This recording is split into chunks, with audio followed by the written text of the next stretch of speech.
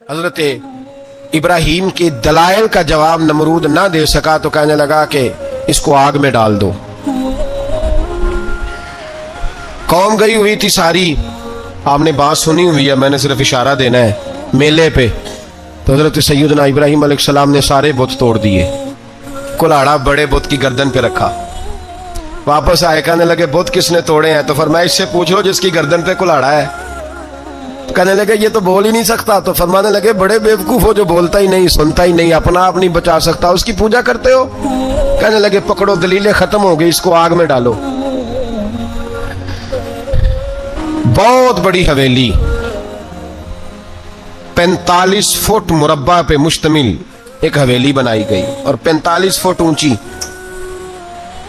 مختلف روایات, علامہ اسماعیل حقی کہتے ہیں کہ 3 مہینے تک نمرود نے کہا کہ اس کے اندر لکڑیاں ڈالو. لوگ پوچھنے لگے کتنی دنیا جلانی ہے؟ کہنے لگا بندہ تو ایک جلانا ہے, پر بندہ بڑا تگڑا ہے, ایک بندہ. 3 مہینے لکڑیاں ڈالی گئیں. اور لوگوں کی جو تہمات ہوتی ہیں نا وہ بڑی عجیب ہوتی ہیں. تہمات میں نے بڑی تفصیل سے رمضان المبارک میں گفتگو کی تھی. بدشگونی, تہمات لوگ لیتے ہیں. اس وقت بھی لوگ تہمات کا شکار ہو گئے. عقیدہ بگڑ جاتا ہے تو وہ عجیب و غریب باتیں کرنے لگتا ہے. تہمات کا شکار ہو گئے. بیبیاں نظر مانتی, میں بیمار ہوں, اگر صحیح ہو گئی تو اتنے من لکڑی دوں گی حضرت ابراہیم کی آگ جلانے کے لیے.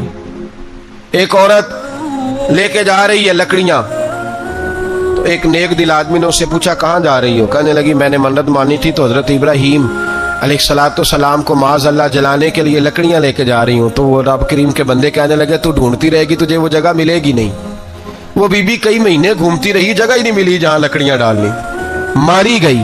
تہمات کا شکار ہوئے بہت سارے لوگ. تہمات کا بھائی, تہمات دین کے اندر منع ہے. تہمات دین میں کوئی نظر ماننا, کوئی کسی بزرگ کے مزار پہ جا کے سالے ثواب کے لیے کوئی چیز ماننا, یہ تو درست ہوا.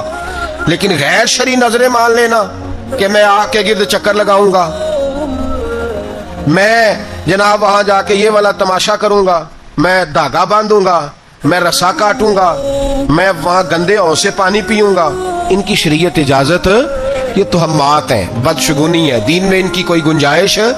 آپ نظر ماننے سے پہلے بھی کسی عالم سے رابطہ کریں کہ میں منت مانگنے لگا ہوں تو کیسے ماننی چاہیے, اس کا طریقہ پوچھیں. ایسے ہی غلط چیز کی منت تھوڑی مان لی جائے گی. 12 آمدام برسر مطلب حضرت ابراہیم کے لیے آگ جلائی گئی. 45 فٹ اونچی آگ ہے, پرندہ بھی اوپر سے گزرتا ہے تو نیچے گر جاتا ہے جل کے. اتنے دن لگا کے آگ جلائی گئی. اب حضرت ابراہیم کو جلایا جانے لگا ہے. یہاں تو موجیں ہے نا, جو کسی ادارے کا سربراہ ہے اس کے لیے موج ہے, کسی جگہ آفیسر بن گیا تو موج ہے, پیر صاحب کے لیے موج ہے, علامہ صاحب کے لیے موج ہے, خطیب صاحب کے لیے موج ہے. جلنا کس کو پڑتا ہے؟ بحال ہی کوئی نہیں رہا الا ماشاءاللہ. وہ لوگ گزر گئے جو تکلیفیں سہ کے کام کرتے تھے, گزر گیا زمانہ. حضرت سیدنا ابراہیم علیہ السلام کو جلایا جانے لگا ہے تو اب اتنی بڑی آگ ہے تو ڈالیں کیسے؟ شیطان نے تجویز دی کہ منجنیق بناؤ. منجنیق, بڑے بڑے بانس باندھ کے ان کے نیچے رسا باندھو. وہ جس طرح جھولنے کے لیے جھولا بنایا جاتا ہے, اس طرح ایک منجنیق پرانے زمانے میں اس میں پتھر رکھ کے پھینکے جاتے تھے دشمنوں پہ. وہ منجنیق بنائی گئی کہ دور سے حضرت ابراہیم کو پھینکیں گے. ہاتھ حضرت ابراہیم کے باندھ دیے, پاؤں مبارک باندھ دیے. پوری زمین پہ ایک نام لینے والا خدا کا, اور اس کو آج رسیوں میں جکڑا ہوا ہے. جب پھینکا جانے لگا نا آگ میں, حوریں رونے لگی, فرشتے تڑپنے لگے, اے اللہ یہ کیا ہونے لگا ہے؟ ایک تیرا خلیل اور وہ بھی آگ میں.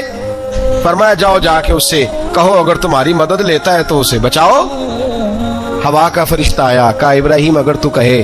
او بھائی, ان چیزوں کو کہانی سمجھ کے نہ سنا کریں, یہ داستان نہیں, یہ وہ طریقے ہیں جو ہمارے رسول نے ہمیں اپنانے کا حکم ارشاد فرمایا ہے. جو عقیدے, یہ وہ نظریات ہیں جو ہمیں اوڑھنے کو کہا گیا. اپنے رب کریم کی رضا پہ راضی رہنے کے یہ وہ خوبصورت مواقع ہیں صوفیاء نے جن کو بنا کر سمجھا کر ہم تک پہنچایا ہے. یہ ہے اہل طریقت کی باتیں. وہ کہتے ہیں یار جس حال میں رکھے راضی رہنا ہے. حضرت ابراہیم علیہ السلام کو پھینکا جا رہا ہے, فرشتہ آیا, اے اللہ کے خلیل اگر حکم دو تو اتنی ہوا چلاؤں کہ نمرودی جل جائیں سارے, آگ ان پہ پھینک دی جائے. آپ نے فرمایا تو جا, تجھ سے مجھے کوئی کام نہیں. تھوڑی دیر کے بعد پانی کا فرشتہ آیا, کہا حضور اتنی بارش برساؤں گا کہ آگ بجھ جائے گی. فرمایا تو جا, तुझ से कोई काम नहीं। अब जब मंजनीक में रख दिए गए, आग में जाने का लम्हा है, तैयारी है, हजरत जिब्रील अमीन हाजिर खिदमत हुए। कहा इब्राहिम कोई हाजत? फरमाया तुझसे कोई नहीं। कहा चलो मुझसे नहीं तो रब करीम से ही बात कर लो, मुझे पता है मैं छोटा हूं, आप मुझसे मदद क्यों लोगे, रब करीम से ही बात कर ले। तो हजरत इब्राहिम कहने लगे जिब्रील ये बता, रब को नहीं पता उसका खलील किस हाल में है? उसे नहीं पता मैं किस हाल में हूं, मेरे हाथ बंधे हैं, पैर बंधे हैं आग में, उसे नहीं पता? बताया तो उससे जाता है जिससे खबर ना हो। तो अगर उसे पता है तो अगर वो जलाने पे राजी है तो मैं भी जलने को तैयार हूं, मैं तैयार हूं, मैं तैयार हूं। उसे कहो ठीक है। हजरत सैयदना इब्राहिम अलैहिस्सलाम को मंजनीक में डाल के जो फेंका आग में, या नारुकूनी बरदम व सलामन अला इब्राहिम, अल्लाह ने फरमाया ए आग मेरे इब्राहिम पे ठंडी भी हो जा और सलामती वाली भी हो जा।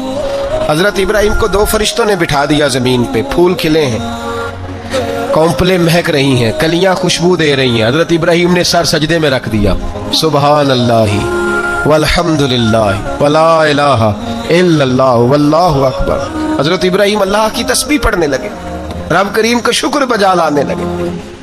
निकले वहां से, कुछ दिन गुजर गए, निकले, हुक्म हो गया इब्राहिम इलाका छोड़ दो। हजरत इब्राहिम अलैहिस्सलाम वहां से निकल के मिस्र आए, चचा के पास ठहरे।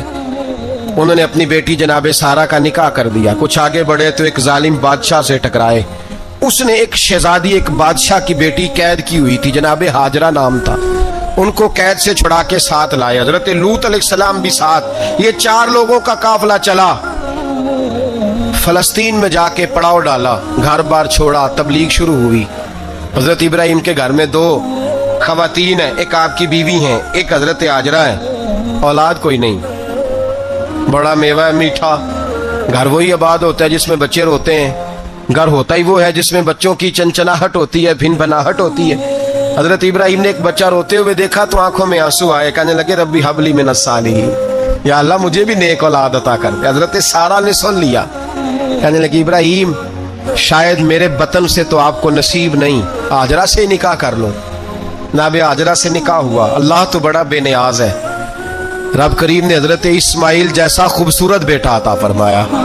बेटा काला स्याह भी हो तो सीने की ठंडक होता है, पर ये तो वो बेटा है जिसकी पेशानी में नूरे मुहम्मदी चमकता है सल्लल्लाहु अलैहि वसल्लम। हजरत सैयदना इस्माइल इतने खूबसूरत। अब जिस बीवी के यहाँ बेटा था, बैठना उठना भी ज्यादा उसके पास, आना जाना भी उसके पास, तवज्जो उधर हो गई। जनाबे सारा रश्क करने लगी। एक दिन कहने लगी इसे छोड़ आ जंगल में, वादिए गैर ज़ीज़र इन, मक्के के पास।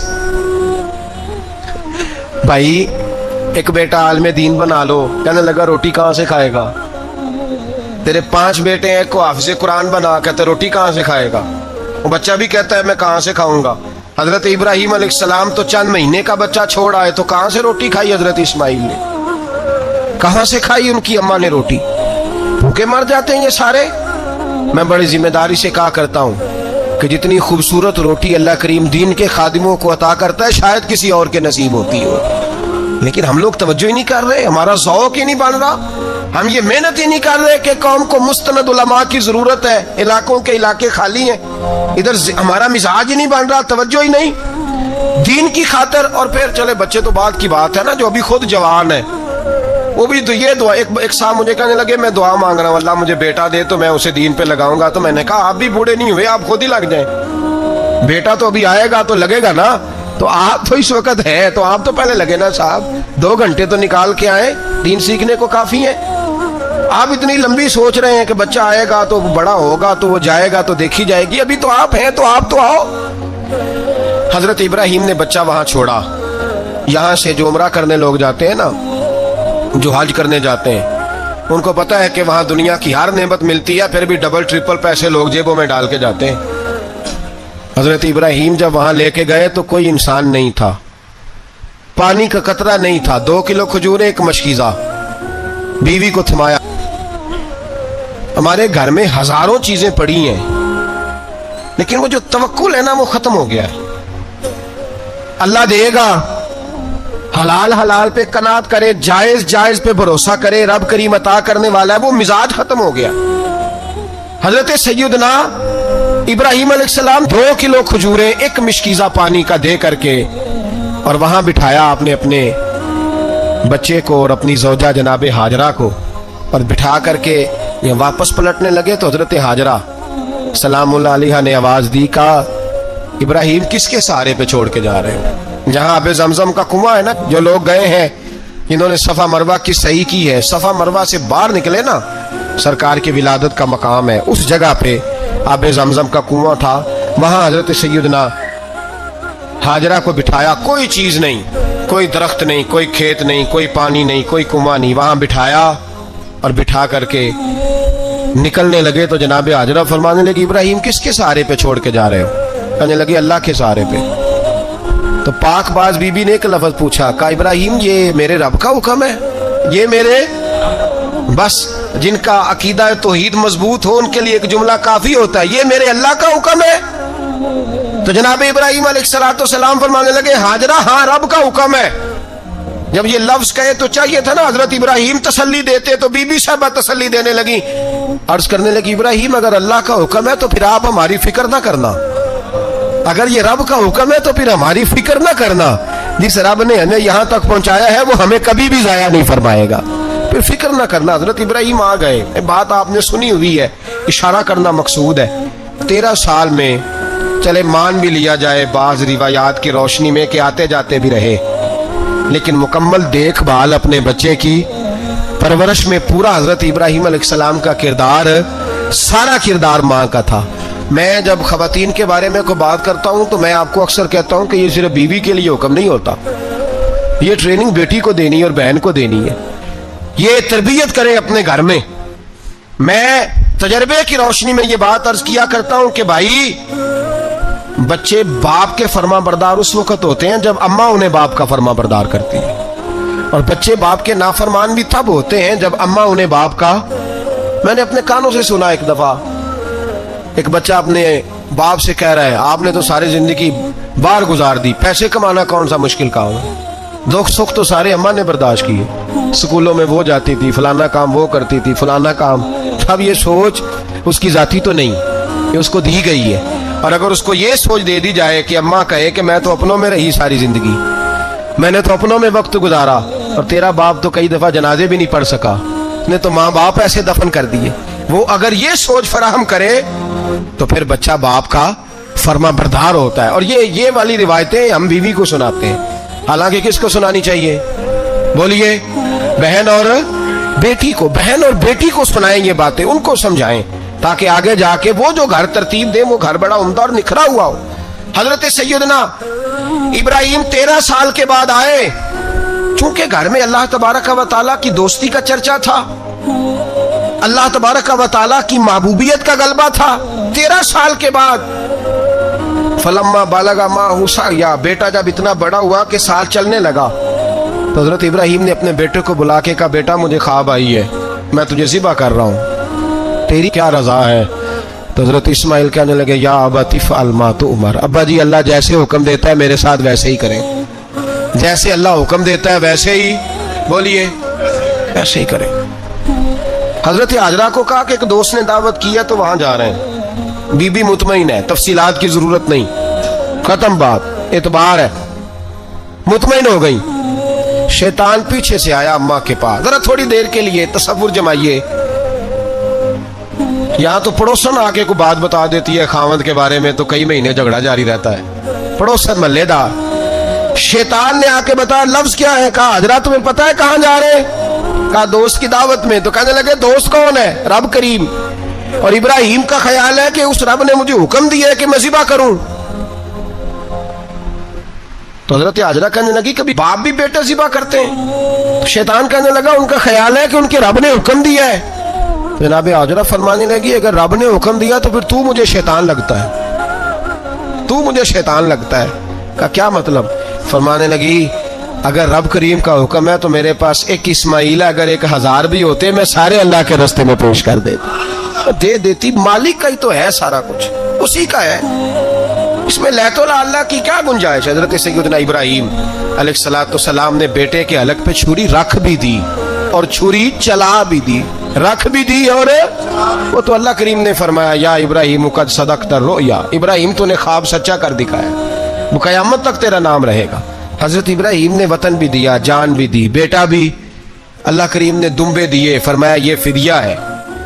اب یہ قربانی قیامت تک حضرت ابراہیم کے طریقے کے مطابق جاری ہے. حضرت ابراہیم بہت بڑے مہمان نواز تھے, بہت بڑے. آپ جب مصر میں قیام تھا تو بڑے بڑے لمبے چوڑے لنگر پکتے تھے, لوگ آیا جایا کرتے تھے, بڑا تفصیل کے ساتھ کھانا ہوتا تھا. مہمان نوازی آپ کی خاص صفت مبارکہ ہے. ہمارے ہاں بھی مہمان نوازی ہوتی ہے امیروں کی, بلکہ اب تو مہمان نوازی اس طرح کی ہے کہ کل تیری میرے پاس دعوت ہے اور پرسوں میری تیرے پاس ہے.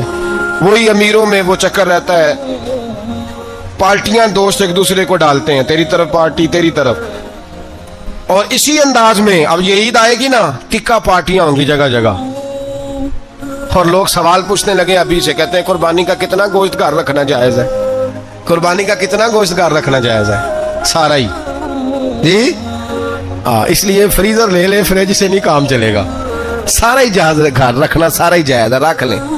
اور خدا کے بندے, قربانی وہ بندہ دیتا ہے جو سارا سال ہی گوشت کھاتا ہے. صحیح کہہ رہا ہوں؟ قربانی صاحب نصاب صاحب استطاعت بندہ دیتا ہے نا, تو وہ سارا سال ہی گوشت, تو سارا گھر میں رکھنا بھی جائز ہے, لیکن سارا دے دینا بھی. تو جو آ رہی ہے اس پہ کیوں توجہ کرتے ہو؟ جو